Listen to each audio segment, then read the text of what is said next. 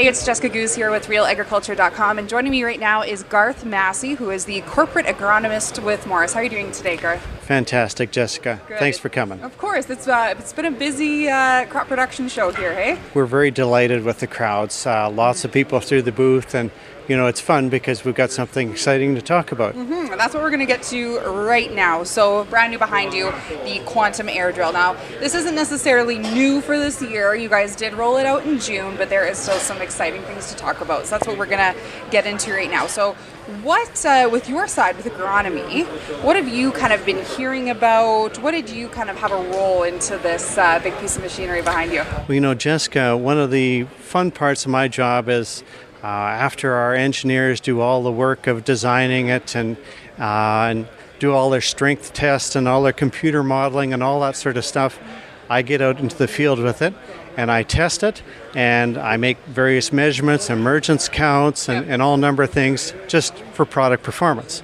because that's, of course, what's really key for our customers. Exactly. Yep.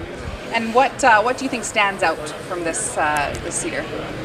Well, one of the things we're very pleased about is, machinery is always an evolution. Mm-hmm. So on the agronomy side, there were a number of things that we're doing well. Yeah. So the opener does a very good job of maintaining depth.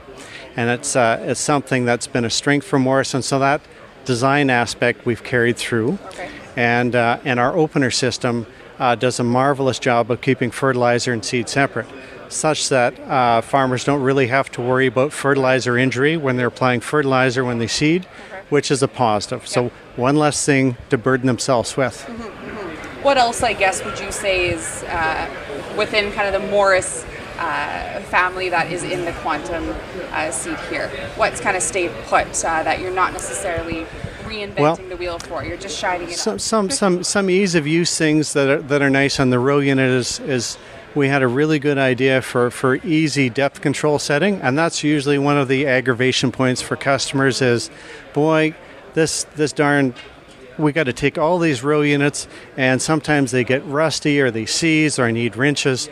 Ours is quite a simple system that will never rust. It's always easy to move with your hands. My father and I change our 60-foot in 10 minutes, so it's really not that painful to make those changes. And then you can get on with your seeding. Mm-hmm. So maybe what's new about it, so the new standard for depth control, explain to me that. Well, about 10 years ago, Morris introduced, we were the first in the market to introduce a parallel linkage with a 1-to-1 opener to packer ratio. And it's proven to be kind of the standard, really, for depth control. And where it's relevant is as we travel up and over the crowns of hills, these openers don't carve in and place the seed deeper. And when you go down through the dips, then you won't see blue or red seed on top of the ground because you've lost your depth control. So they follow the ground more effectively than the other designs in the market. Mm-hmm. And another thing is, it keeps the seed and the fertilizer separate. That's obviously a big thing for farmers. Well, it is. Yeah, absolutely.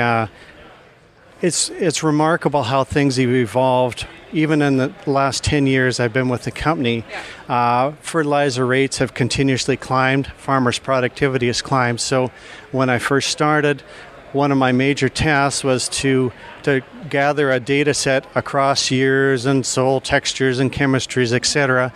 So I could advise the farmers on what is a safe rate for fertilizer and what's the good news for us is that the design, if you can keep product really separate and in distinct zones, fertilizer rates become really not that important. If you've got distinct separation, you actually can put on quite high rates without thinning out your crop.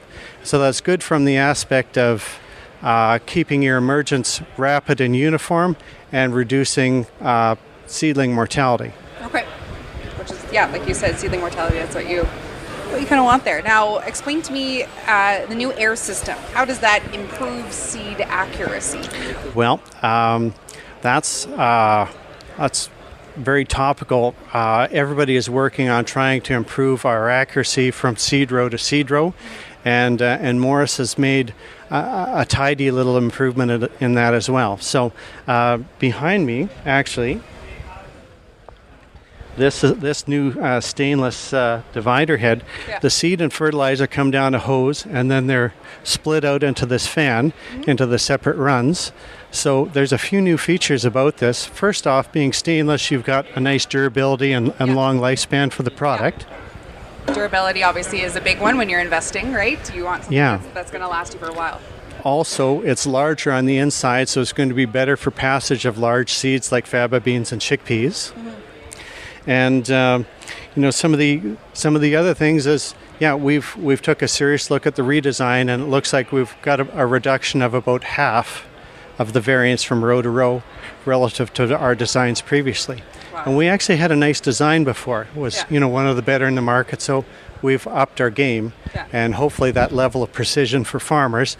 Everybody's driving towards doing getting things as uniform as possible, because we believe the more uniform we can plant our crops and how they come up, that drives yield potential. Exactly. Through the roof, too. and last year, so we kind of touched on it here with durability, but the new way kind of Morris is what would it be, I guess? Maybe metal fabrication, metal fabrication, all of that. Maybe explain to me that. How are you guys kind of changing the game here, really? Well, we have something brand new, and as I've been explaining to farmers, I really didn't think about how we were limited in designing equipment based on how we could cut metal. But before, when people took 4x6 tubular steel, or any kind of tubular steel, they cut it with saws. And so Morris has invested $3.8 million into new equipment into the plant, and one of the machines is a tube laser. Okay. And this tube laser allows us to create a new, stronger joint, which I'd be delighted to show you. Of course, yeah. So this is, this machine will allow us to cut different shapes into the metal, and then that allows us to put this cross member all the way through this frame member, and then we would weld it on this side, and then on this side. And in our testing done with PAMI and West Test, it's resulted in a 150% increase in frame strength overall. So it's a heavier frame, and it's a stronger frame than what we had before, and all with the adoption of new technology. Exactly, with the investments by Morris, but it goes through a long-standing kind of, I would say, want to be durable, and to have your farmers not only invest in the company and invest in this different equipment that you guys have, but also have it for quite a long time. Farm machinery is quite expensive, so when farmers buy it, they want it to last. Exactly. And so we have to do our part, and anything that we can think of to create a bigger and better and a stronger machine, then of course we want to do.